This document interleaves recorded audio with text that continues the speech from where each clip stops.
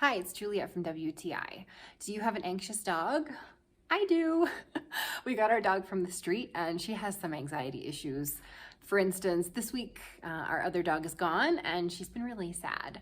But about 30 minutes to an hour after giving her these, instead of being a sad dog, kind of like she is now before the chew, she gets a little bit more perky. She's willing to play. She runs around like a crazy dog. As well, when there are fireworks, normally what she would do is stay in a little tight ball or pace around the room, not knowing where to go. And about 30 minutes to an hour after taking one of these, she is just laying down, more relaxed. And I feel like that's all you can ask for to take the edge off of their anxiety.